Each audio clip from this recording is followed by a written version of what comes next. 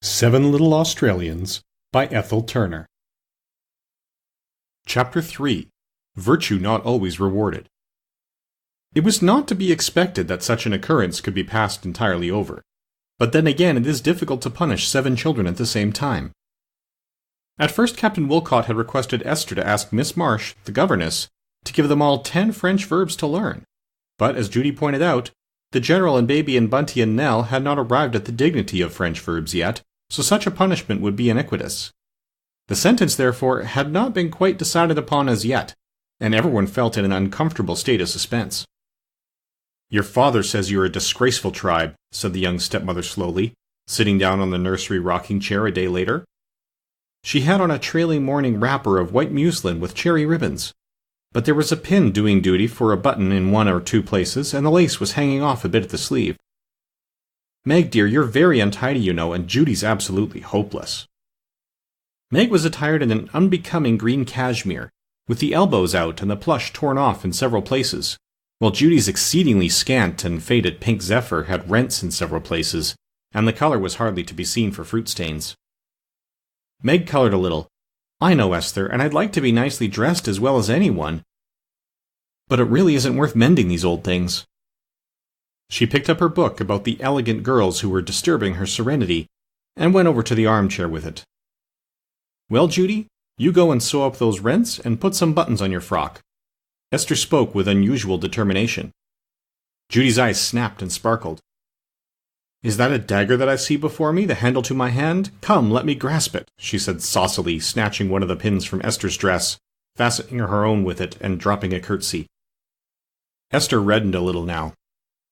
"That's the General, Judy. He always pulls the buttons off my wrappers when I play with him. But I'm forgetting. Children, I have bad news for you."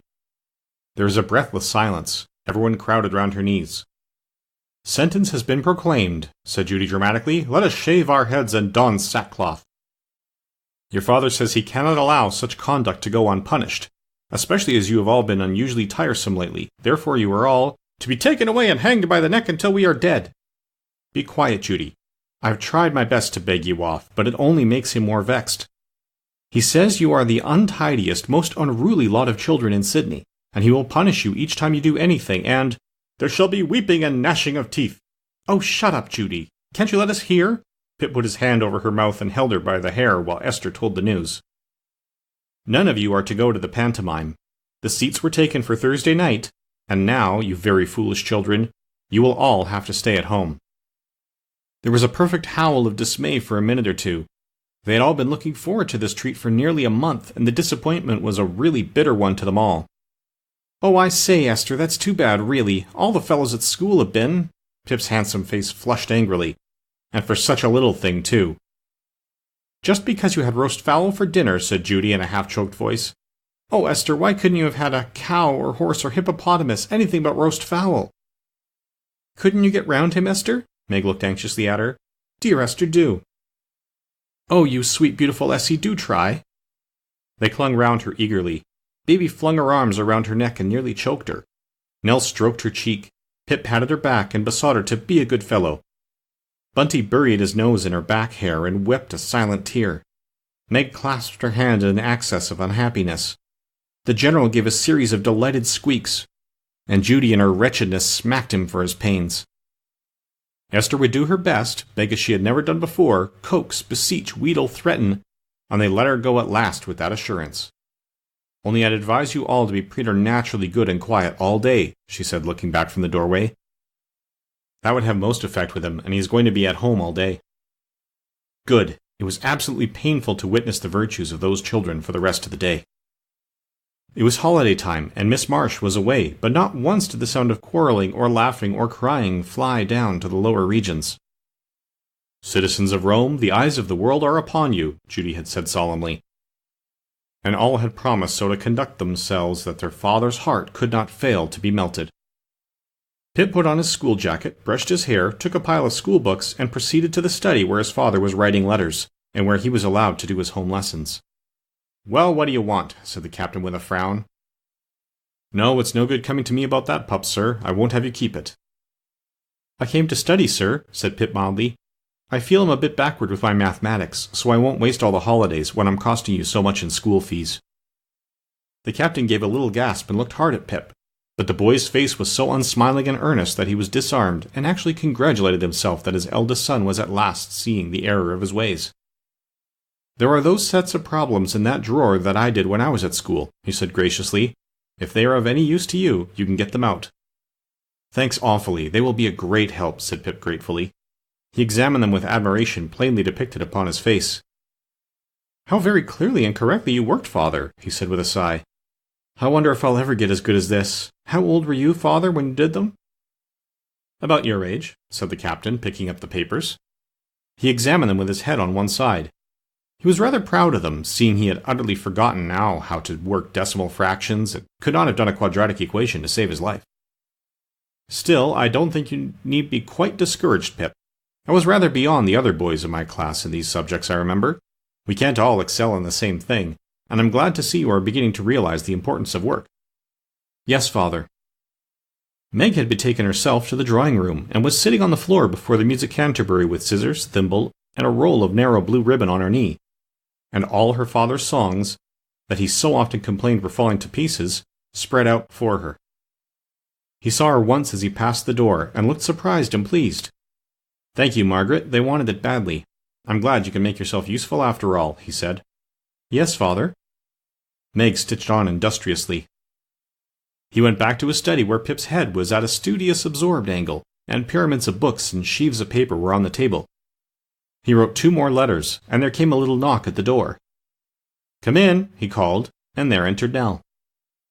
She was carrying very carefully a little tray covered with a snow-white doily, and on it were a glass of milk and a plate of mulberries. She placed it before him. "I thought perhaps you would like a little lunch, Father," she said gently, and Pip was seized with a sudden coughing fit. "My dear child," he said. He looked at it very thoughtfully. "The last glass of milk I had, Nellie, was when I was Pip's age, and was Barlow's fag at rugby. It made me ill, and I have never touched it since." "But this won't hurt you. You will drink this?" She gave him one of her most beautiful looks. "I would as soon drink the water the maids wash up in, my child." He took a mulberry, ate it, and made a wry face. "They're not fit to eat." "After you've eaten about 6, you don't notice they're sour," she said eagerly, but he pushed them away. "I'll take your word for it." Then he looked at her curiously. "What made you think of bringing me anything, Nellie? I don't even remember you doing so before." "I thought you might be hungry writing here so long," she said gently, and Pip choked again badly as she withdrew. Outside in the blazing sunshine, Judy was mowing the lawn. They only kept one man, and, as his time was so taken up with the horses and stable work generally, the garden was allowed to fall into neglect. More than once the captain had spoken vexedly of the untidy lawns, and said he was ashamed for visitors to come to the house. So Judy, brimming over with zeal, armed herself with an abnormally large scythe, and set to work on the long, long grass.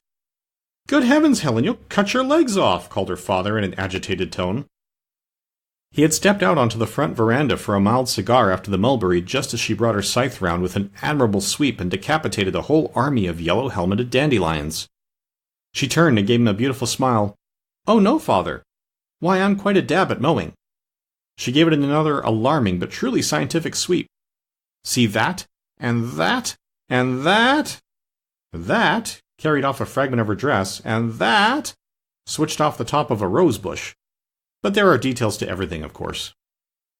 "Accidents will happen, even to the best regulated grass cutters," she said composedly, and raising the scythe for a fresh circle. "Stop immediately, Helen. Why ever can't you go and play quietly with your doll, and not do things like this?" said her father irascibly. "And I was after doing it just to pleasure him," she said, apparently addressing the dandelions.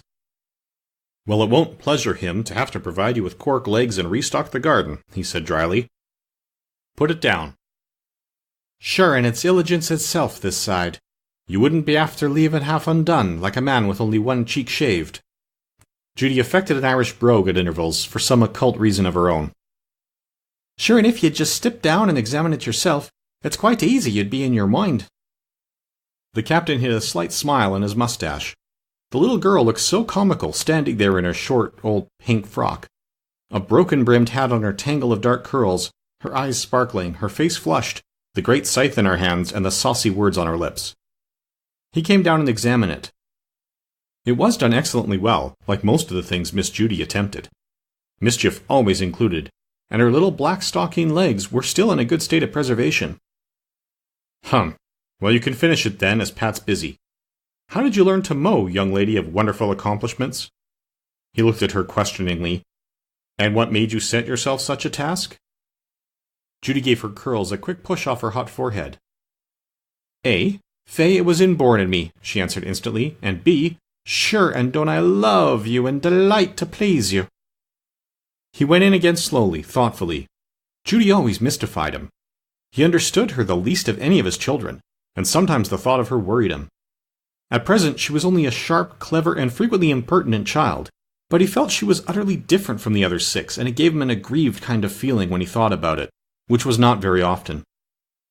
He remembered her own mother had often said she trembled for Judy's future. That restless fire of hers that shone out of her dancing eyes and glowed scarlet on her cheeks in excitement, and lent amazing energy and activity to her young, lithe body, would either make a noble, daring, brilliant woman of her, or else she would be shipwrecked on rocks the others would never come to, and would flame up higher and higher and consume her. Be careful of Judy had been almost the last words of the anxious mother when, in the light that comes when the world's going out, she had seen with terrible clearness the stones and briars in the way of that particular pair of small, eager feet. And she had died, and Judy was stumbling right amongst them now, and her father could not be careful of her because he absolutely did not know how. As he went up the veranda steps again and through the hall, he was wishing almost prayerfully she had not been cast in so different a mold from the others, wishing he could stamp out that strange flame in her that made him so uneasy at times. He gave a great puff at his cigar, and sighed profoundly. Then he turned on his heel and went off toward the stables to forget it all. The man was away, exercising one of the horses in the long paddock. But there was something stirring in the harness room, so he went in. There was a little dripping wet figure standing over a great bucket, and dipping something in and out with charming vigor. At the sound of his footsteps, Baby turned round and lifted a perspiring little face to his. "I's washing the kitsies for you and flibberty-gibbet," she said beamingly. He took a horrified step forward. There were his 2 favorite kittens of his, shivering, miserable, up to their necks in a lather of soapy water. And Flibberty-Gibbet, the beautiful little fox terrier he had just bought for his wife, chained to a post, also wet, miserable, and woebegone, also undergoing the cleansing process, and being scrubbed and swilled till his very reason was tottering. "They're so clean and nicey, no horrid old fleas in them now. Aren't you glad? You can let Flibberty go on your bed now, and Kitsy Blackeye is—" Poor Baby never finished her speech. She had a confused idea of hearing a little swear word from her father, of being shaken in a most ungentle fashion and put outside the stable, while the unfortunate animals were dried and treated with great consideration. But the worst was yet to come, and the results were so exceedingly bad that the young Wolcotts determined never again to assume virtues that they had not. Bunty, of course, desired to help the cause as strongly as the others, and to that end his first action was to go into his bedroom and perform startling ablutions with his face, neck, and hands. Then he took his soap-shiny countenance and red, much-bescrubbed hands downstairs, and sunned himself under his father's very nose, hoping to attract favorable comment. But he was bidden irritably go and play, and saw he would have to find fresh means of appeasement. He wandered into the study with vague thoughts of tidying the tidy bookshelves, but Pip was there, surrounded with books and whittling a stick for a catapult, so he went out again. Then he climbed the stairs and explored his father's bedroom and dressing room. In the latter there was a wide field for his operations. A full-dress uniform was lying across a chair, and it struck Bunty the gold buttons were looking less bright than they should. So he spent a harmless quarter of an hour in polishing them up. Next he burnished some spurs, which was also harmless. Then he cast about for fresh employment. There was quite a colony of dusty boots in one corner of the room, and there was a great bottle of black, treacly-looking varnish on the mantelpiece. Bunty conceived the brilliant idea of cleaning the whole lot and standing them in a neat row to meet his father's delighted eyes. He found a handkerchief on the floor, of superfine cambric, though dirty, poured upon it a liberal allowance of varnish, and attacked the first pair.